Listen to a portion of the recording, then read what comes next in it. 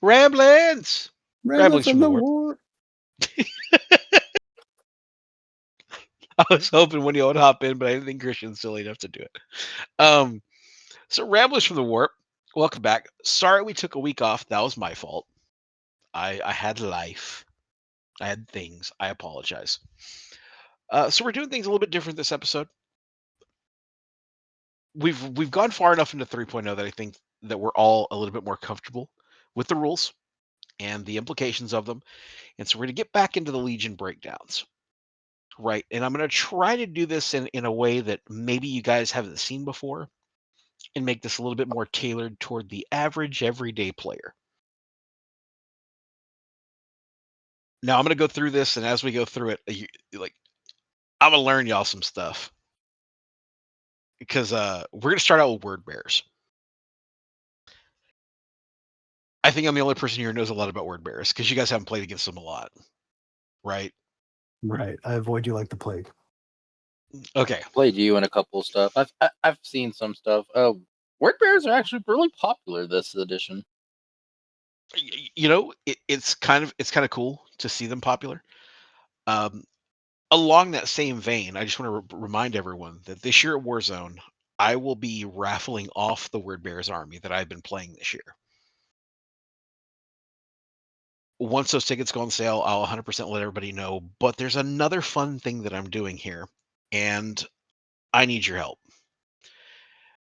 When we post this video Monday morning, on our Discord channel, there will also be a poll. That poll will be live for 2 weeks. That's a maximum. Discord will let me do a poll. For some reason, Discord likes to put timers on things. You guys get to vote what I paint next for the raffle army. I'm gonna go in there. I'm gonna take the poll. We're gonna go for 2 weeks. I'm gonna spread it far and wide and see who is gonna answer what the next army I'm going to play. All of them are gonna be on there, with the exception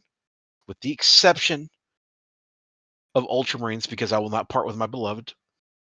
Are we And also word going to do an bearers. exception of word bearers? I think that's gonna be a Yes. thing.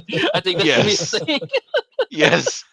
Oh man, does that mean we could put Titanicus on there? Yes.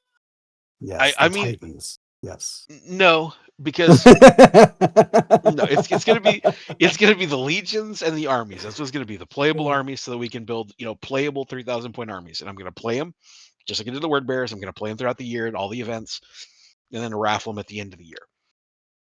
With that being said, hop in the Discord, tell us what you think, shoot us some votes, and we'll go from there. So let's dive into word bearers. So probably the heaviest influence that word bearers have in abundance that other legions do not is Malefic. It's one of the staples of their legion. Majority of their hard-hitting units are Malefic, and they're able to tie in a lot of like demon Malefic models into their legion. I'm going to get into that a little bit further down. So what sets word bearers apart? First is they're very unique about everything. Their HQs are unique, their units are unique. They very much march to their own drum. At the top of all of that, let's look at what their legion benefit is, right? So every legion has their right of war, and they have their legion gambit. The word bearer right of war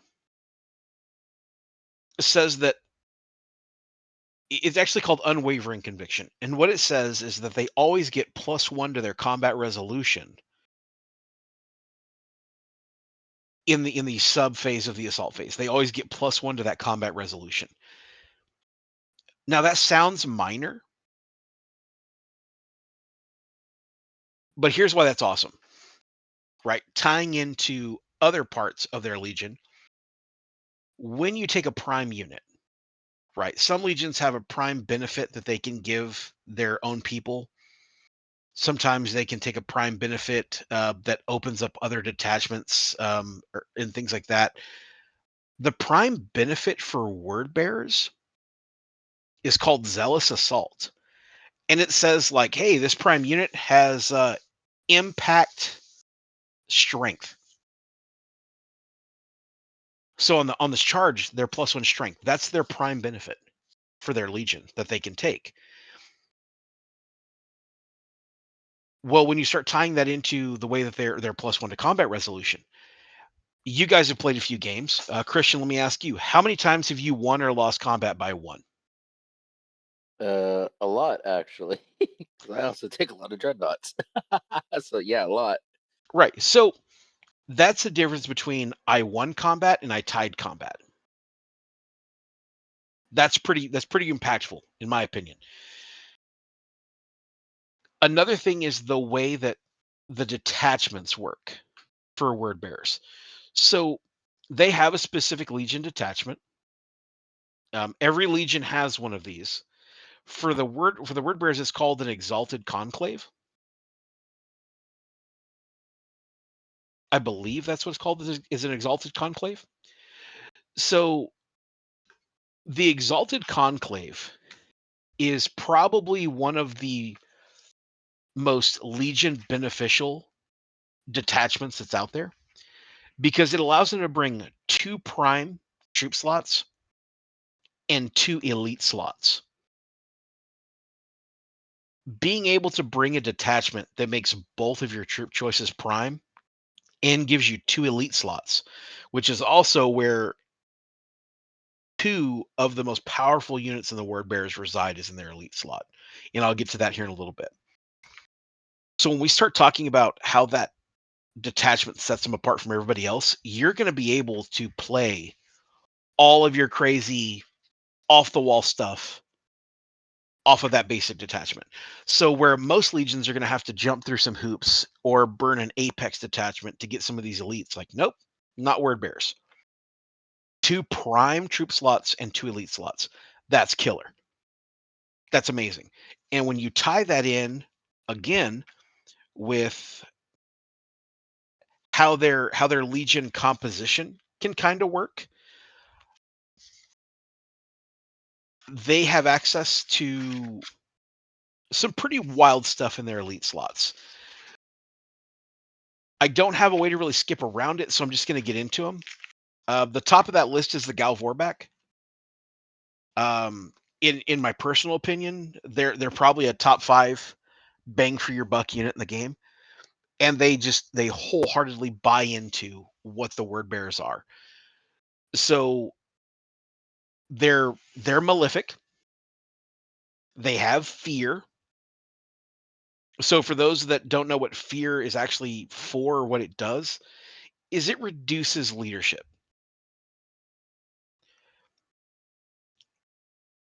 When you're in close combat and you're talking about winning or losing combat, right? That +1 to their combat resolution mixed with fear, it's like cool. So not only are you at a higher risk of losing combat, but when you do lose it, you're going to be -1 to that leadership on top of whatever debuff you were minus due to combat resolution.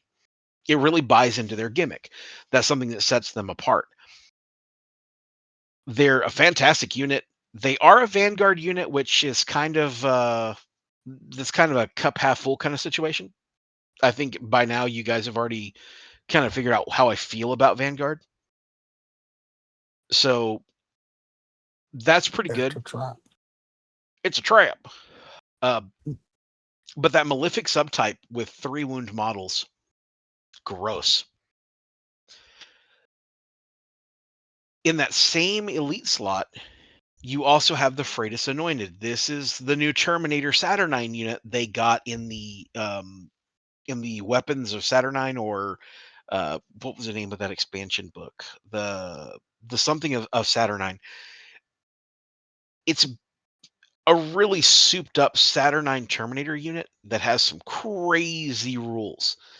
Um, and again, they lean into that same gimmick. So all of their attacks have a rule called a flame, and it says that whenever they're making a leadership check, uh, during the combat phases, when they make that leadership check, they're -1 based on that aflame, and it has a flame too.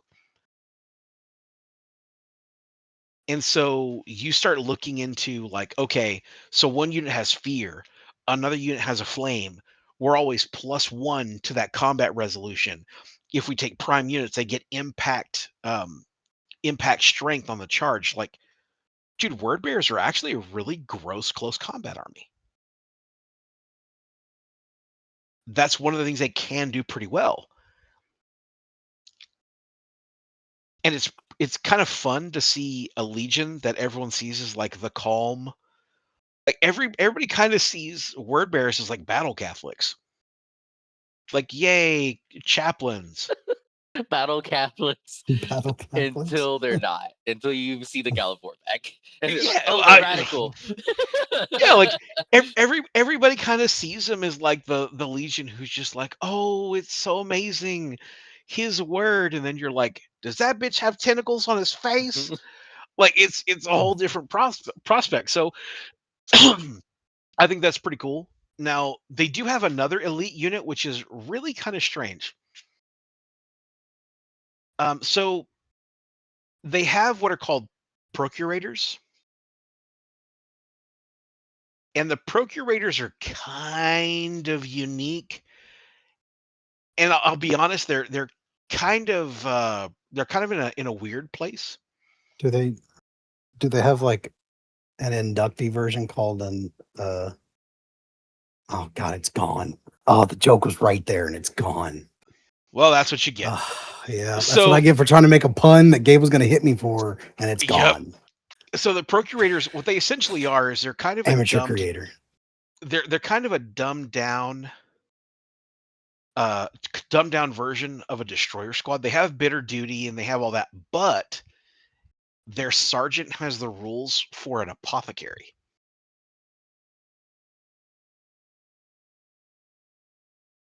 So it's another way to use another reaction.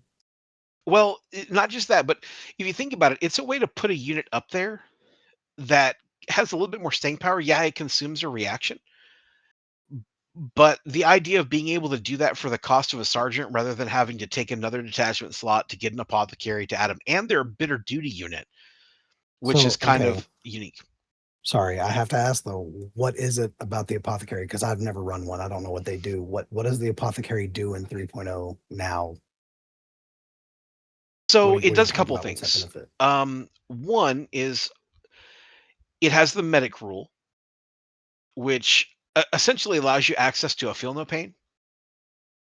Okay. But it also gives you benefits to recovery tests. Apothecaries give you some benefits to those tests as well. The weird part about it is this is the sergeant of the squad that gives him this. Now, along with that, they also have a rule called flesh harvesters, which is weird. Flesh harvesters basically have the same rule as a herald, where like at the end of the game they're worth points if you've like flayed a certain number of people. So this unit is kind of three things wrapped into one. It's like it's a unit that's up on the front, and it has bitter duty, and it's a port one, so it can control an objective but not get a lot of points. But it can also have like an apothecary, and then also kind of like the herald rules in a way. Like it can give you deciding points at the end of the game. They're a really weird unit, and I'll be honest, I haven't found a way to incorporate them into a normal list yet. But they do kind of have their own thing going for them. And again, when you tie it all together, it does allow you to do some really weird things. Following along that same vein, when we're talking about Galvor back, we go back to Argyltal. Argyltal is one of the high commands, and he's a murder bot. I love Argyltal. I this is the Sir Argyltal. You better put some respect on that. yeah. Who's that? Who is that, Mr. Tall? Dude, that was one of my Mr. favorite game Tall. interactions. One of my favorite actions. That's right. You better put a Mr. on it. Um, he's good because of just how generic good he is across the board. And if you mix that with all of the other benefits of the word bearers, he's so good. Speaking on how good he is, also, I know we also touched on the detachment. You did that earlier. Was that detachment an auxiliary or an apex? It is an apex. So that's just another benefit of taking Argyltal right there. He unlocks that detachment for you, and that's Yep. that's real good. That's three Yeah. So prolific if you units. There you go. well, and so this is a crazy thing. Word bearers have three named high commands. They have 3 of them, which is kind of crazy because most legions only have 1 high command and then a bunch of regular commands. With the word bearers, it's different. They have 3 high command and 1 regular command. Now, along that vein, Argold's Hall is also malefic.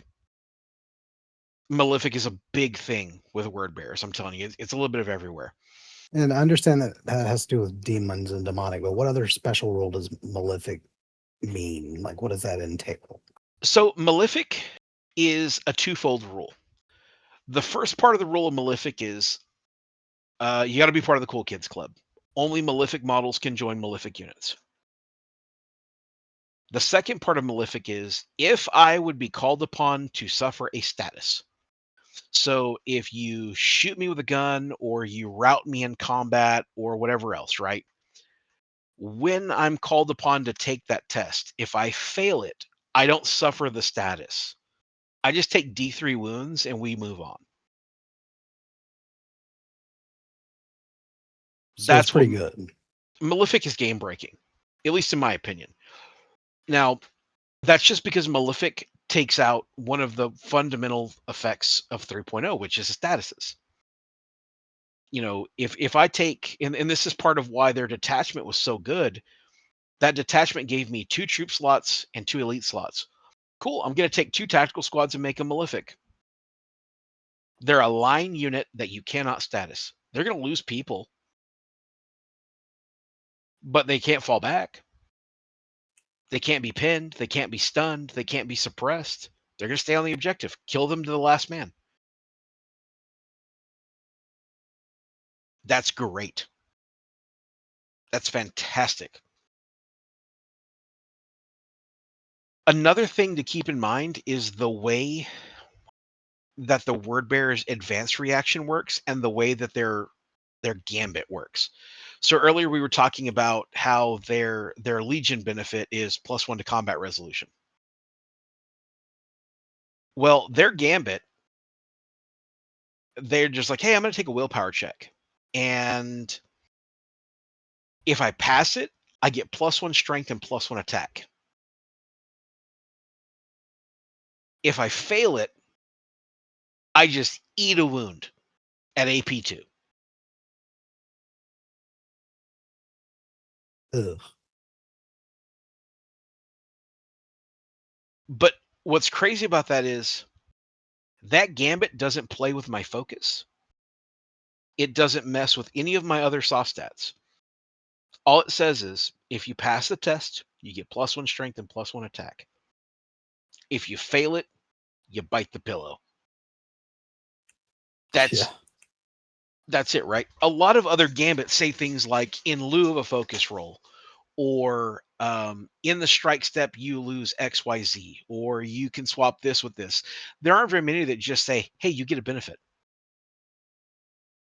Yeah, Yeah. if another thing that just comes to light how that's also really good is because there already is a gambit that basically kind of gives you the same thing, but you also got to remember, people, if you use a gambit, the other person can't use it too if it's on that regular sheet. So this is just always one you could use for the pluses. Yeah. Somebody can't deny it. Yeah, you can't deny this one Yeah. Correct. unless you're playing Correct. another word bearer. Yeah, that's just bad luck. Yeah, bad luck. Now, I will say another thing that's really funny about word bearers is the way their advanced reaction works. It's the most kick in the dick advanced reaction there is. You target them with a shooting attack. Oh, I fucking hate this one. And they I didn't remember it until you said it. I was like, oh damn it. they they pull a How I Met Your Mother, right? It's like, I'm gonna shoot that unit, and you're like, have you met Ted? Ted takes it all. You pick one guy in the unit, and the way the rule is worded now, it used to be worded differently. Now the wording is very specific in the 3.0 legalese. And the way that advanced reaction breaks down is you target me with a shot, with an attack. You say this unit is going to shoot at your unit. And I say, okay, have you met Ted? All of your shots target Ted. If you kill Ted, all the other fire groups and all of the other attacks during that shooting phase automatically stop, and they're discarded, they're done. What's exciting is it says you have to kill him. So there is a chance in a weird place where this is used in such a strange way that I'm like, cool, Lorgar is going to take it all.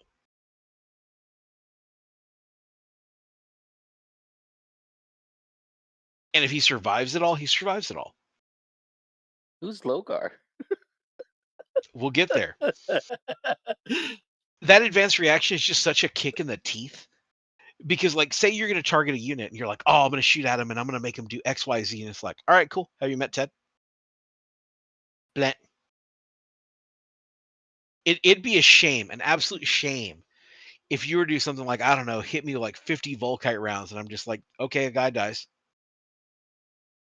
It's such a kick in the teeth, dude. It sucks.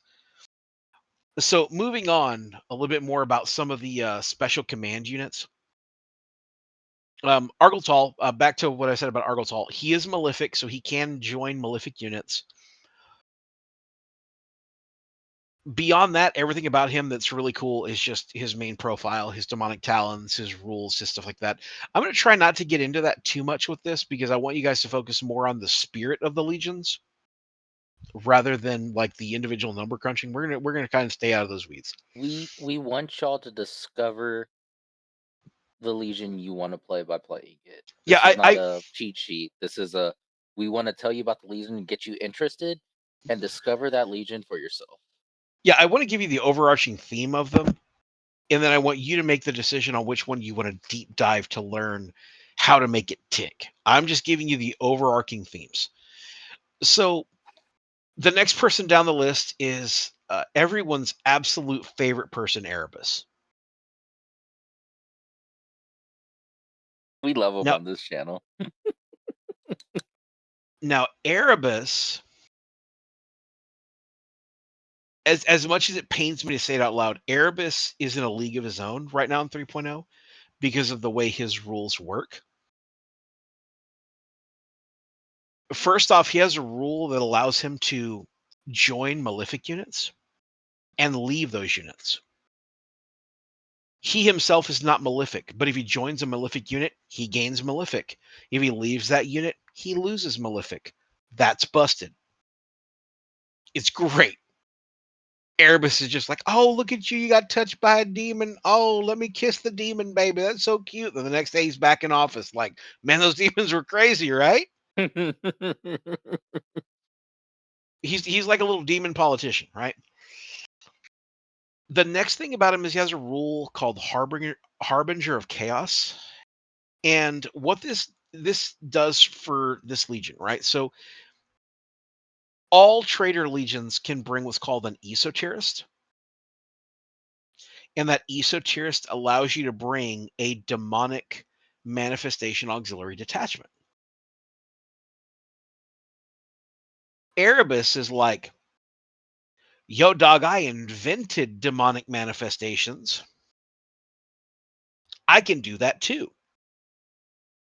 So it allows you to take a high command that unlocks a slot typically reserved for a command slot, and it doesn't technically go toward any required detachment. Like, it's not one of those things where you have to take it as Erebus's detachment.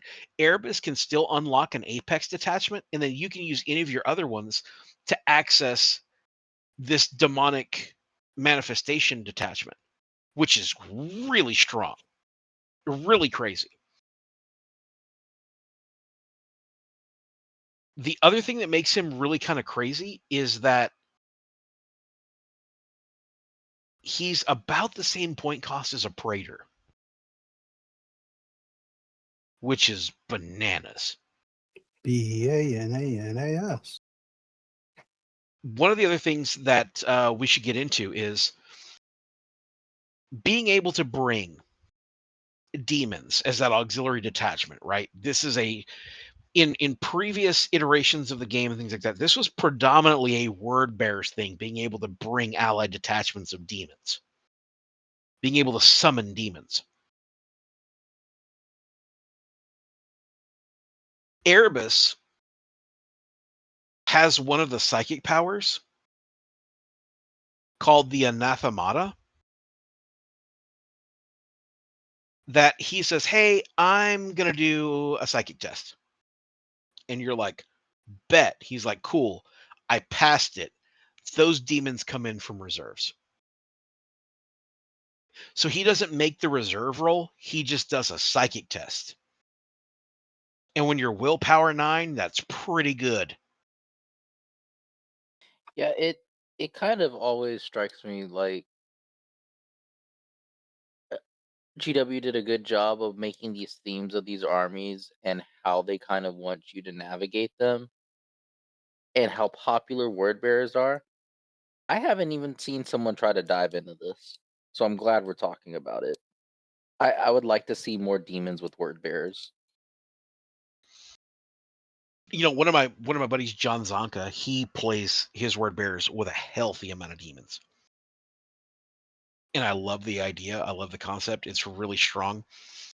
And the fact that Erebus comes with this standard where he can just bring demons in is really gross. Which leads into our next little tidbit. Any word bearer's high command can pay 40 points. And they unlock what's called burning lore. And burning lore gives them the Anathemata psychic discipline. Now, here's where it gets a little sporty. Erebus is the best of both worlds because if you take Erebus, he unlocks your ability to bring that demonic incursion list, that demonic manifestation auxiliary detachment. The burning lore only gives you the Anathemata psychic discipline. So where Erebus is so strong is that he is a high command model that allowed you access to that detachment and can summon the demons. Burning lore says, hey, you can summon the demons, but you still need an esoterist to unlock the detachment to bring the demons.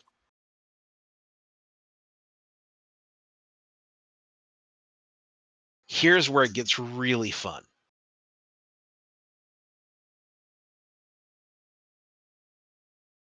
It also gives them fear. So as we were talking about earlier, +1 to combat resolution, fear, all that stuff stacking together. It's starting to get kind of nuts. Well, also understand that that burning lore is not a prime benefit. So you can still have guys running around giving you true believer to be malefic and things like that and tying things together.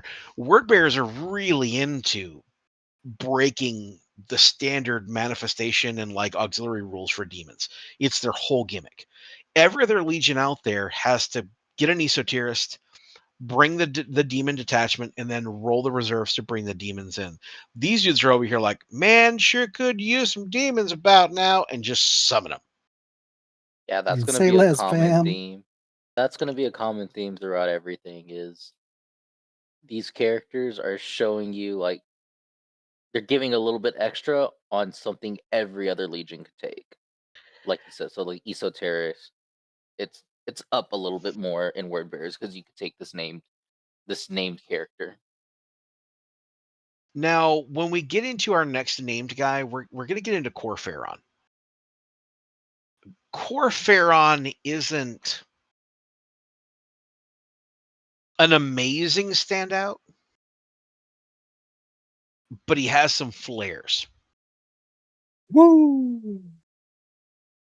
The first big flare that he has that makes him pretty crazy is during the effect subphase, he can pick a unit within 6 inches and be like, you know what? You fucking hate loyalists this turn. Go out there and kick their ass.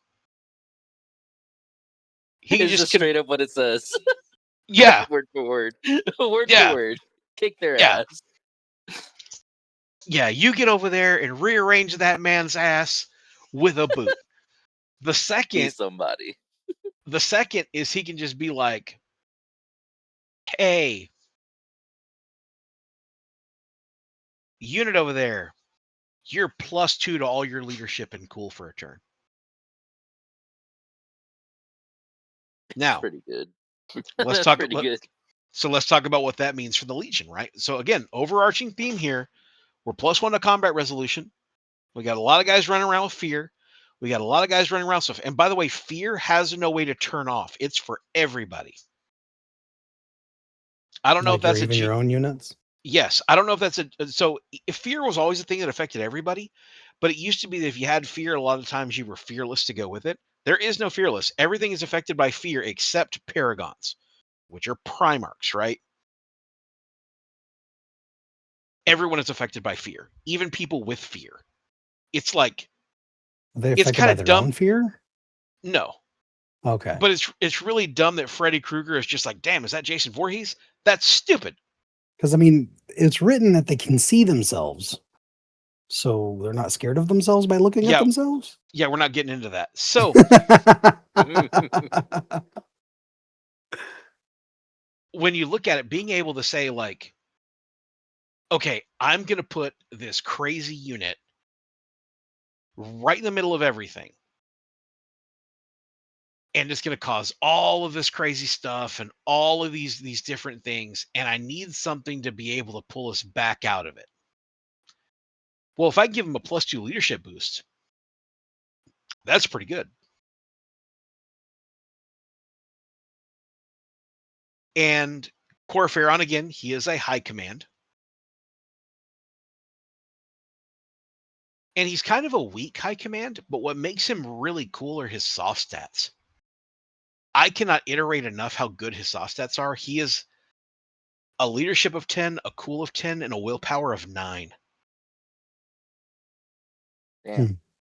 He's got good soft stats. I'll give it. So in the sense of a guy in the sense of a guy who's only strength and toughness 3 because he's actually a generic human in Terminator armor, that's his lore. He has a rule that kind of helps him with that. If he's not in a list with any other unique models in the army, his wounds and leadership go up by 1. So if he's the only named word bearer in your army, he becomes leadership 11 with 4 wounds. He is the Matthew McConaughey of this game. Y'all saw stats change, mine stay the same. All right, all right.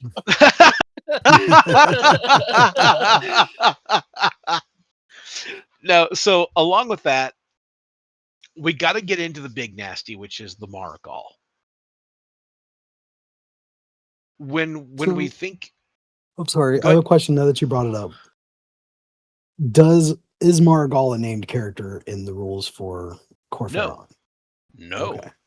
The Maragall is actually not even a unique unit in general. You can bring multiple Maragalls. It's the Margal, not Marigal. Got Yeah. it.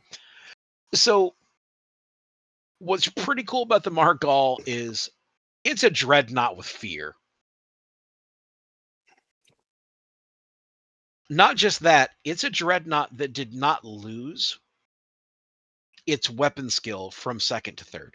It's a weapon skill 5 dreadnought, which That Christian is a can tell you dickhead is move. nuts. Yeah, that's really good. Very, very good model. Very good model. And he has all the same stuff. +1 to combat resolution. He has fear 1.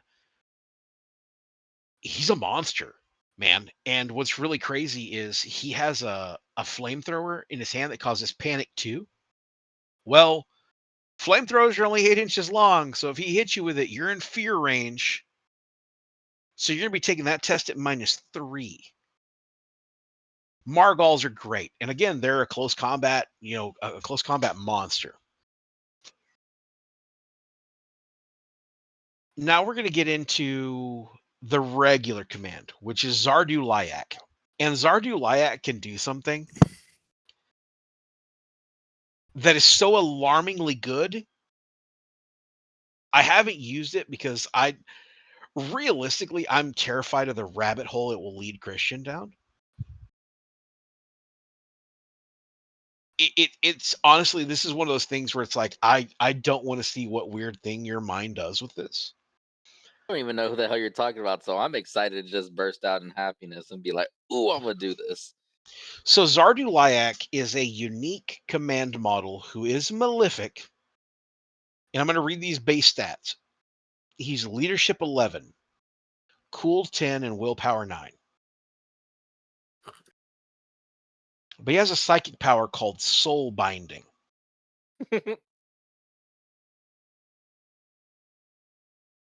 If we get into close combat, so essentially what happens is during the initiative step of the fight phase, so when we're picking who's fighting first, blah blah whatever during the fight phase, he'll be like, "Yo, dog, are you willpower 7 or less?" And if the answer is yes, he will cast a psychic power. And if he manifests it, he controls that model until the bottom of the fight phase. This is gonna be a GFD topic. Oh, yep. The notion of just like, what's the willpower on that guy? Damn, be a shame if he killed his friends. That sucks. Oh It's man, it's a crazy concept. I'm pretty sure my entire legion's immune to that. That's awesome. Yours is. Yeah. Yeah. Everybody else is out here like, Everybody else is. oh no, he's got cookies. Like so,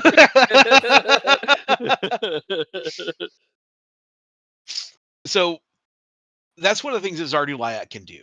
And again, this leads back into the overarching theme. He's malefic. He also has hatred loyalists. He has the ability to turn people in the control phase, in the combat phase. Word bearers are a low-key close combat army. One of the last things I want to talk about before we get into their Primarch is their inducti. Their inducti are despoilers. So they're running around with chain swords and bolt pistols, right? But they have a rule called empty vessels. And the way this works is they have Vanguard. They have Vanguard 2. For those listening that don't fully know what Vanguard means, Vanguard is an alternate way of scoring points. Instead of holding an objective, you either route a unit off of an objective or you kill a unit to the last man who is on an objective to score those points. The empty vessels rule for inducti say, for the word bearers, if they score Vanguard, they become malefic with a 6-up, feel no pain.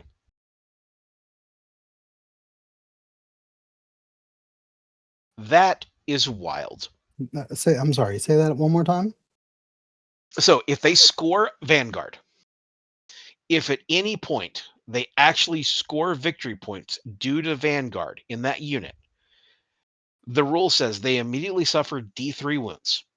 So they automatically just 3 wounds off the bat at AP2 with no saving throws of any kind. But as soon as that ends, they become malefic and they get a 6-up, feel no pain. Forever? Forever.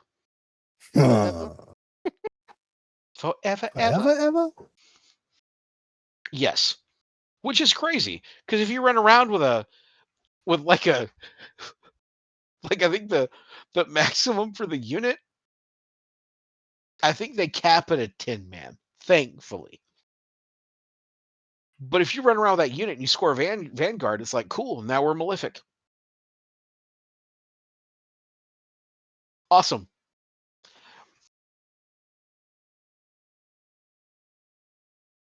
It's honestly, it's a fun mechanic to just shunt off game-breaking statuses and things like that because you killed a unit off of an objective. Like, it's such an insult. That's their inductee. Yeah. So the cheaper version of Attack Squad. Well, for them, despoilers, but yes. Cheaper version of the despoiler. That's awesome. Yeah, That's their bare bones. I think that unit's like 100 points. It's the same cost as a despoiler squad. It just says that there's a score Vanguard, they become malefic. Now I want to get into my absolute favorite unit in this army. Okay. I love Ashen Circle. Ashen Circle, Ashen Circle, in my opinion, are so dynamic in what they can do and how they can shift the concept of the game. That tied in with how much they coincide with all the rest of the Word Bearers rules. Ashen Circle are amazing. So off the bat, base hand flamers are just a template weapon. They don't do anything crazy. They're like strength 4, AP 4, or no, strength 4, AP 5 or something like that. Let me actually pull that up so that I'm not lying about that.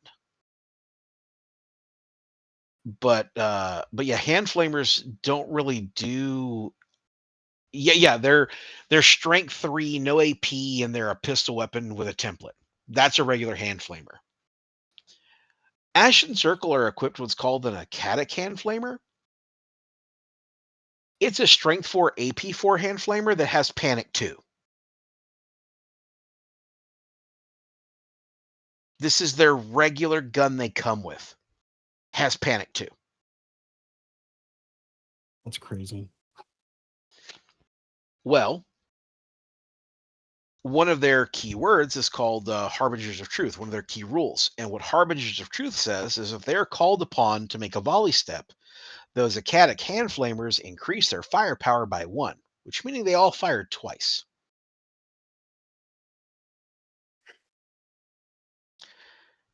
The next thing is they have one of the only weapons in the game that I've seen use this.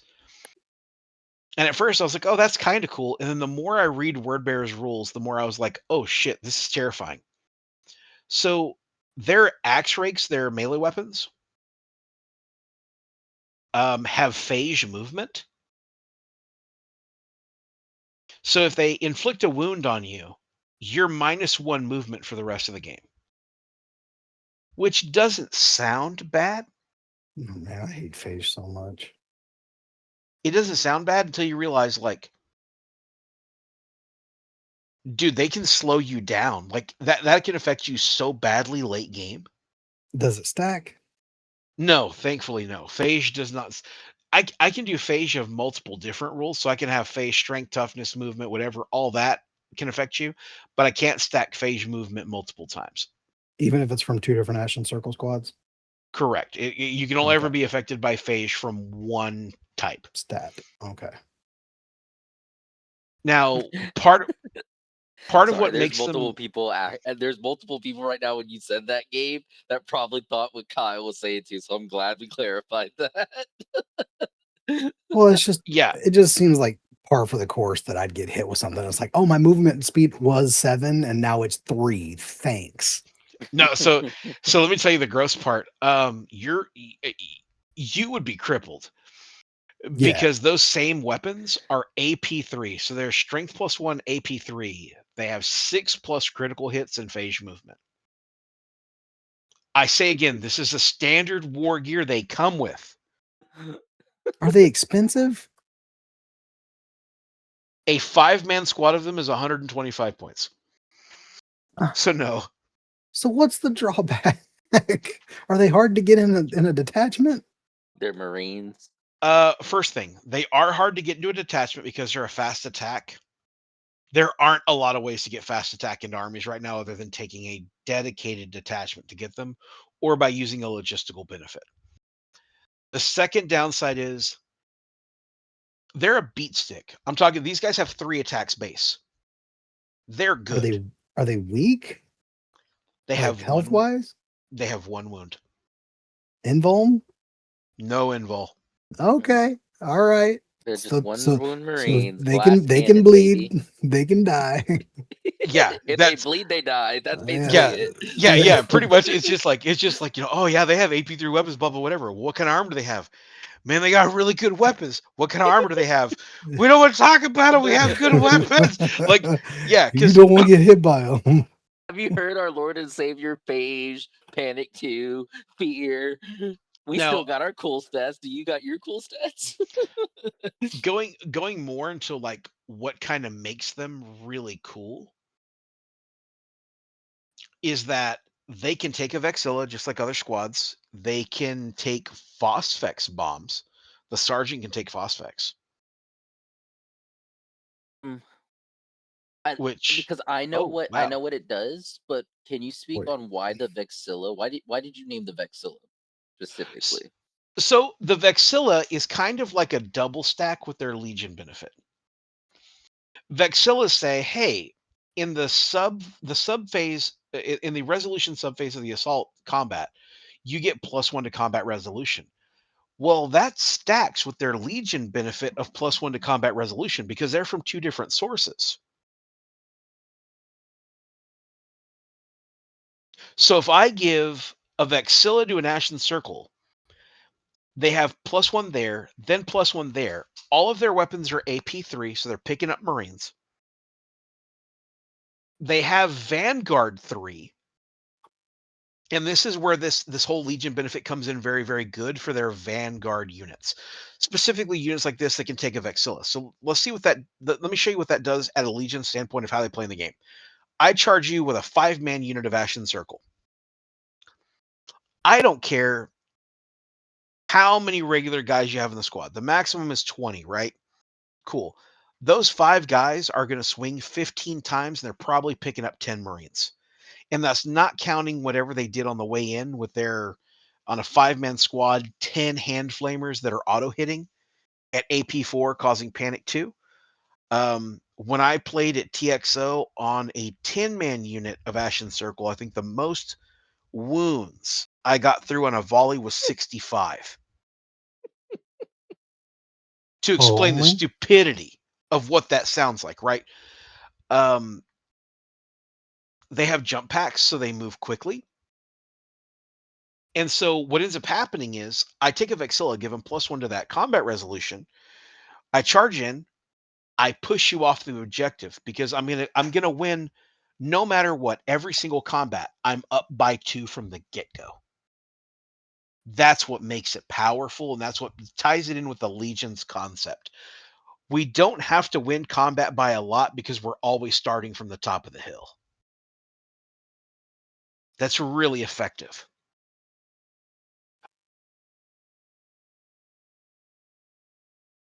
So the last thing I want to talk about is their Primarch. Now, I know most people, when you do these Legion breakdowns, you guys like to start with the Primarchs.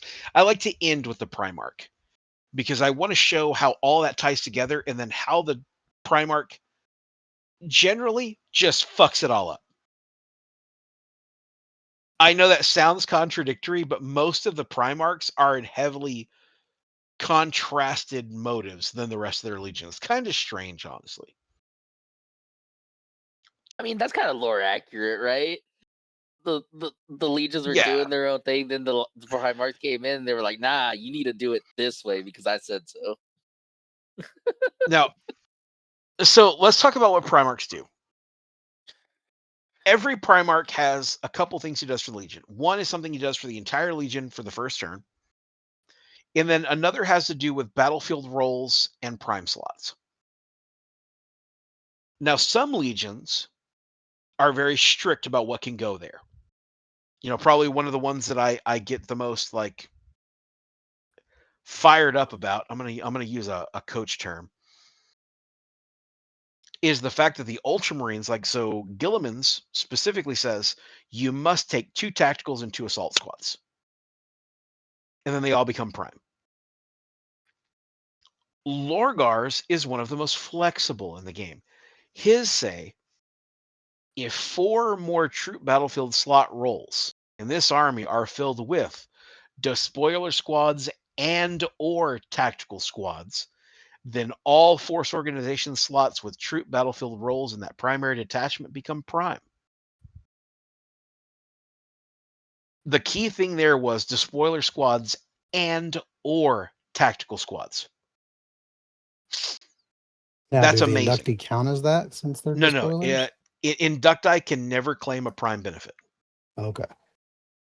So that's really awesome because that means you can bring 3 tacticals and a despoiler, or all despoilers, or all tacticals, and they still get that benefit. And if we go back to the beginning of what the prime benefit was, say I take 4 despoiler squads. Well, they're +1 strength on the charge because that prime benefit that I can give them gives them that in that slot. Or I can pick 4 20-man tactical squads and give them all malefic with a prime slot detachment making them true believers.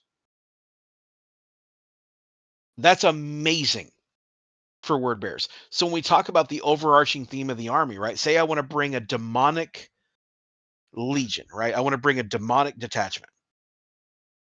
My goal is to make an entire malefic army. Okay, cool. Well, then I'll take a crusade detachment. I'll take Argotol, and he'll give me an apex detachment that gives me a unit of Galvorback and a unit of Freitas Anointed. We're all malefic.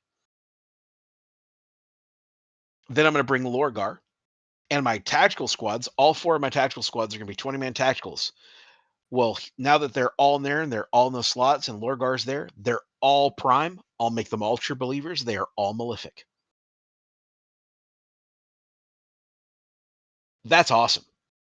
That's where word bearers shine, is they have the option to do so much malefic. And in that same detachment where we brought, from Argothal, that apex detachment, the conclave. Yeah, I got Galvor back and I got my Freitas Anointed. Well, there's still 2 prime troop slots. So I can take 2 more tactical squads and make those malefic. Or I can put despoilers there and make those malefic.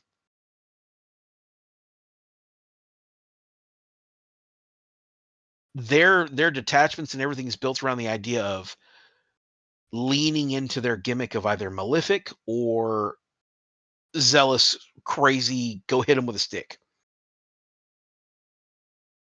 The second part of what Lorgar does for his legion is during the first turn, anytime a unit is called upon to make a leadership check, they automatically pass it.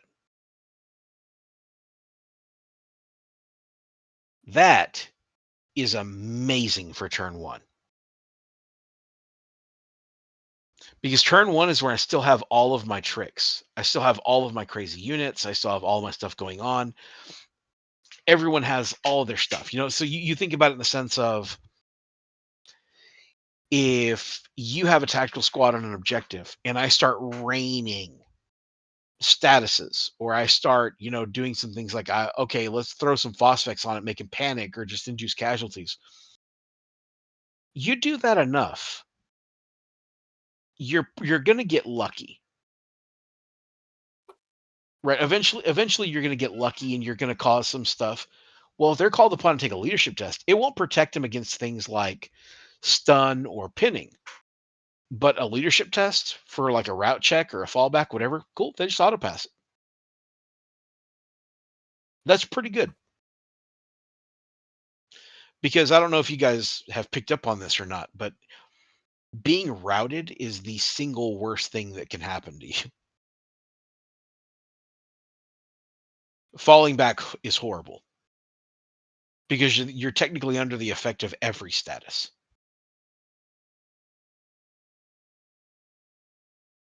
So that's pretty good. As for what else he does, it's also worth noting that he himself has a rule called the power of the word. He can join units with the malefic subtype, and he can leave it freely. Same as So Erebus. same as Erebus, yes. The next thing is he also has the psychic power that allows him to manifest demons, just like Erebus could. And Are they? considering that his No, go I'm ahead. sorry. Go ahead. I was No, just what saying, was your are question? the rules the same name? Like, is it the same Yeah, name? Yeah, yeah. It's a I can't psychic. remember what you said. Yeah. It's a psychic power called Breach the Veil. Yeah. It's part of the anathemata discipline. It's actually a psychic discipline. Lorgar has it, but what makes him so good is his soft stats. He's a Primarch, man. Leadership 12, cool 11, willpower 10, intelligence 10. Good luck.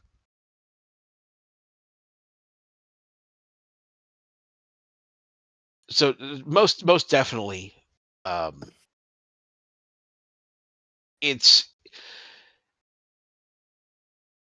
if I had to wrap them up into like a summary, word bearers are deceptively good in the combat phase, in close combat, deceptively, You could say they're because demonically good. ugh. So I think where they get their most flavor is the concept of it's exactly as they were in the legions. Like it's like, oh yeah, we'll beat the crap out of word bearers, and at the very end of it, you're like, I don't feel like we won. That's them in a nutshell. It's like, you fight the combat and you're like, okay, what'd you win by? I won by one. Okay, we tied. Oh, you took a Vexilla? You took a Vexilla on that little tactical marine you had? Okay, +2.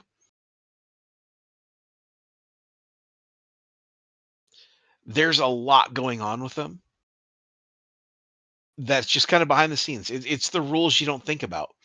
Most people don't think about combat resolution when they're looking at an army, and they don't think about the importance of being down by one or two every combat you go into. Hell, if you really get into like the weeds of it, like you start getting into like actually stacking things, cool. Have Argyltal with fear attached to some Gal Vorback with fear, and put them next to a tactical squad that has a Vexilla. If you're within that fear radius of those Gal Vorback while you're in that combat, cool. You're starting the combat at -3 if you're called upon to make that leadership test.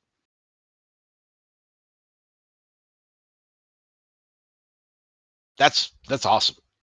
Like I really do enjoy how word bears play, which is kind of sacrilege considering I'm like my true legion I play is Ultramarines.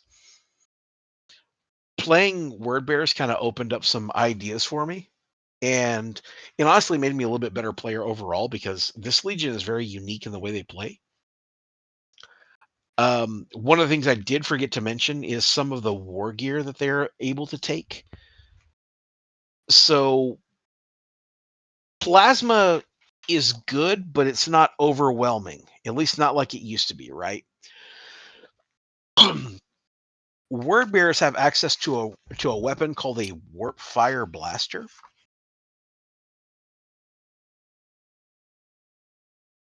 and essentially what that warp fire blaster is it's a replacement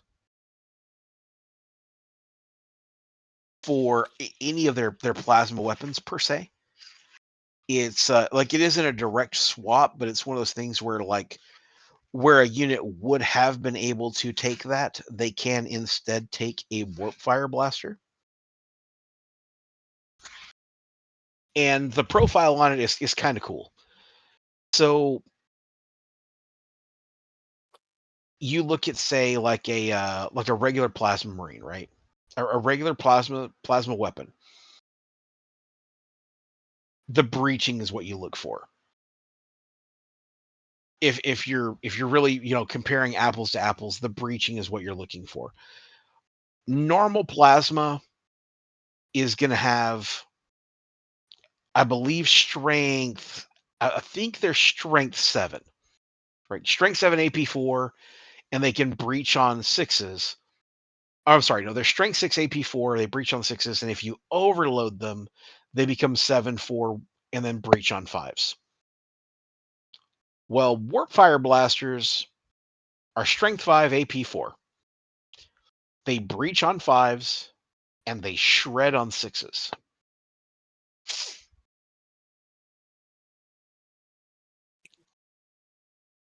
But they're still 24-inch range, and they're still 2 shots apiece. So if you think about rolling on a 6 to wound, that's an AP 2 damage weapon. That's great. That can be taken on any of their support squads. It can be taken on some of their named characters. Their sergeants actually have access to a pistol variant That's where they can actually take warp fire pistols. And the warp fire pistols are pretty much the same profile. They're strength 5, AP 4. They breach on 5s, they shred on 6s. But notice at no point did I say they have overload. They Right. don't. They don't, which is great.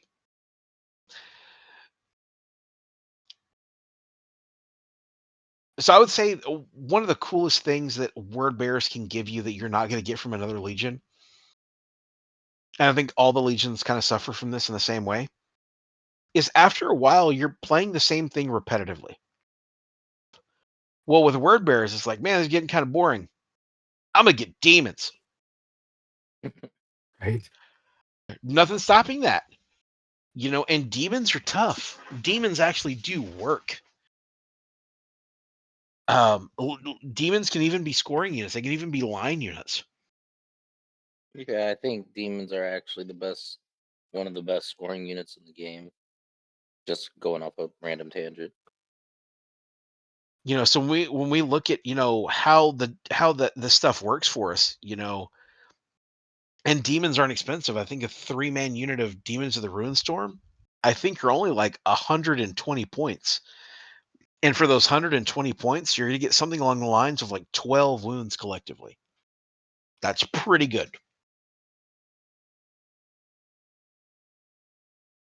So that's the flavor I like about word bearers is you can really play them in a few different ways. You can do the demon thing, you can do the malefic spam, you can do a lot of that. And keep in mind, guys, like as I say this, when we're getting into the Spirit of the Legions conversation, I'm not really getting like as we're doing these, if you've noticed, I'm not talking about crazy list builds or combos or anything else. I want to focus on the Spirit of the Legion, and then you can figure out that stuff for yourself. I just want to help you pick the Legion you want to roll with. So I think where word bearers fall is in close combat on a 1 to 10, I put them at like a 7 because they're not going to necessarily have crazy close combat weapons, but statistically they're going to win a lot of combats just because of their benefits. Absolute jank factor, they're a 10. Like they're going to do weird quirky shit that's going to make you go, "Wait, he can do what?" You're going to hear that a lot. Yeah, they seem like the big buffing and debuffing army. I think that's a unique trait that, from you talking about them, that I could put and say, yes, that is very unique about them. Not a lot of other legions could do that. I mean, they've got Yeah, what phase strength, toughness, and movement available to them. uh well, I mean everyone technically does. Where they're going to get a little bit more crazy is almost all of the named characters carry some form of staff of office that gives them phase strength. I don't think my Thousand Sons have any phage. I've never seen it.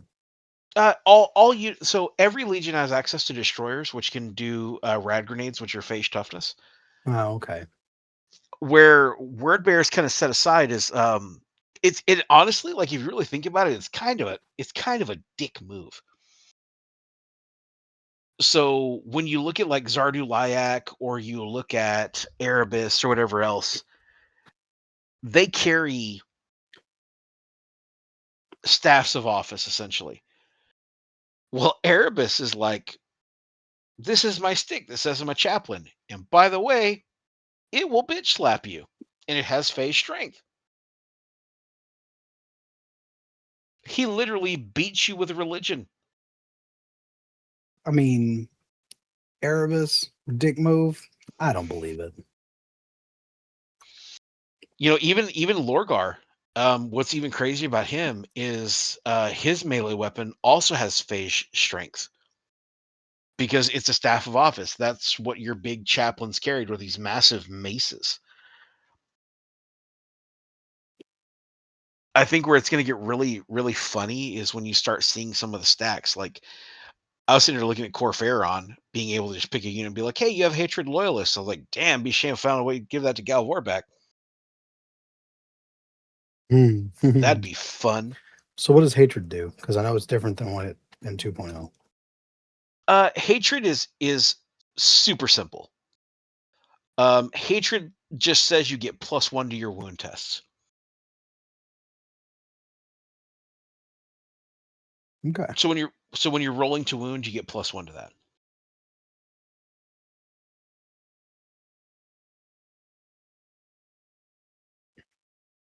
And I think what makes that really good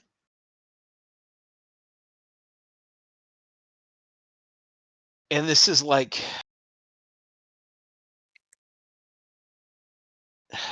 I don't know if I want to open this can of worms. Nope. Don't do it. I already know you're going with it. Don't do it. Do it. Do it. You won't. I dare you. Being able to offset rules like phage because of hatred is good. Being able to say like, oh well, I'm toughness 5, like it'd be a shame to still wound you on force. Yeah. Being able to take the teeth out of other army mechanics. And then you think that like, oh, by the way, and at the end of this, I'm gonna get +1 to combat resolution.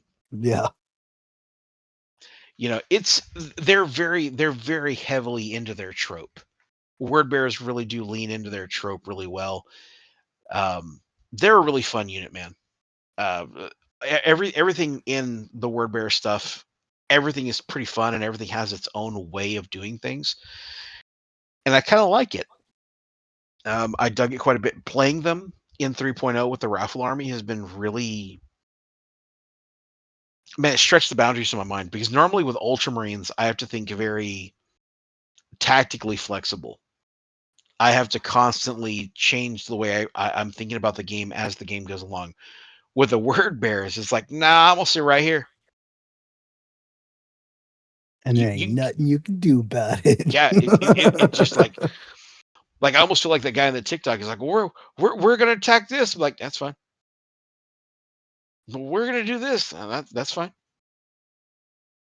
You know, I guess the craziest thing is Malefic, man. Like I really like the Malefic mechanic. I think it was a great addition to the game. And word bearers have ways to lean into it.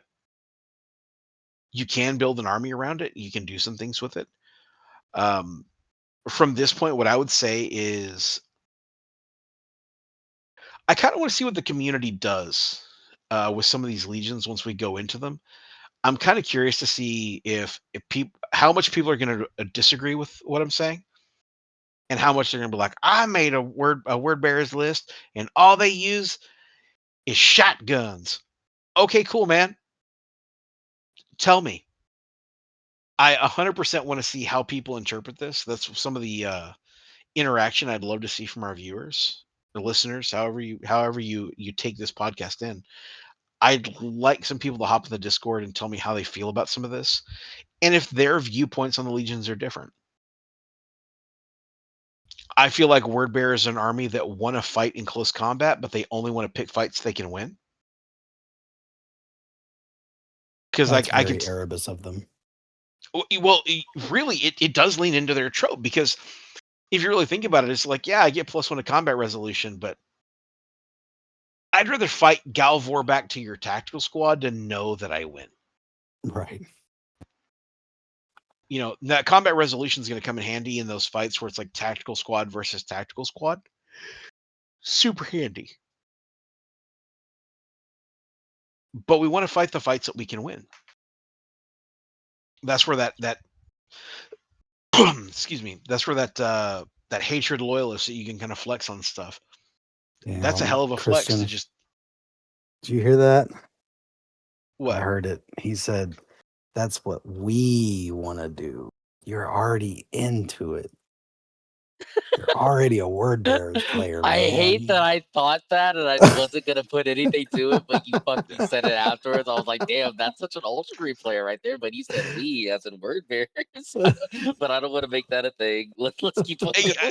You know, I am look until Warzone 2026, until this I believe it's September, until this September when I raffle the army off, I am a word bearers player.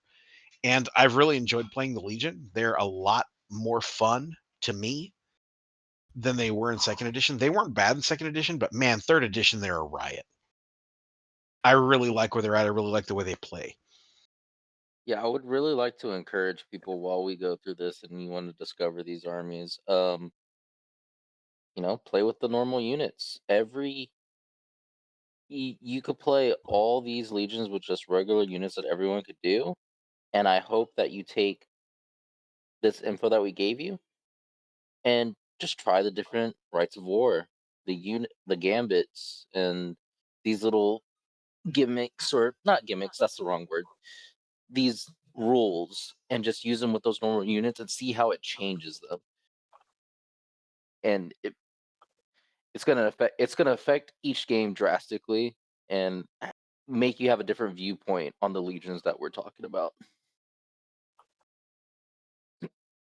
I agree. And I think part of that is regardless of how much we want to talk about it, we all have a kind of a narrow viewpoint on some of the legions and some of the way they work because of limited exposure in some ways. I'm fortunate enough to have played uh, a pretty good amount of third edition games, and I haven't had the distinct pleasure of playing against Dark Angels, and I'm thankful for that. Not because I think Dark Angels are good or bad. I never have wanted to play Dark Angels. Like I guess when we get into that Legion breakdown, I'm mostly looking forward to that one so I can finally understand what I've been playing against for the last like 2 years. Because I don't understand anything about them. I understand their base ideas, but they're like, I have this wing and this wing and this wing, and I'm like, I get it. It's a bird. Let's go. I mean, they're not Raven Guard. So many wings, man. Like so. I feel like those games I learn as I go. So part of this deep dive, I think, is going to expand my narrow vision of some of these legions. I think it's going to be fun, and I really do want to see what the community has to say about it. Right or wrong, I kind of want to say I want to see what they say about what our interpretation is, what my interpretation is. We are going to tackle all the traitors first, because everyone always starts with the loyalists, and I don't like that. We're going to start with Traitor for traitors and life. we're going to work our way around. So our next episode is, I'm guessing it's going to be what, Christian with the Iron Warriors will be next? Yeah, I'm willing to tackle the Iron Warriors. That's what I have the most reps in, so hopefully I could help some people, come play Iron Warriors. Yeah, though that's definitely what we need is more Iron Warriors players. Yeah, you're right. Totally. Totally need more of that gray hazard stripe bullshit on the table. Kyle's like, yeah, the 40% mix we have right now isn't enough. Yeah. Like I don't care how they play. I want to see some different colors on the table. I'm tired of steel. I love it. Bring all the Iron Warriors, hey. Yeah. Well, with that being said, thanks for listening to our first Legion breakdown. We will be working on these for the foreseeable future. We do have a Adepticon coming up, which could change a couple of things. Yeah. So with that, as always, happy dice, happy life, a very well-placed fuck Erebus, and we'll catch you on the next one. Adios.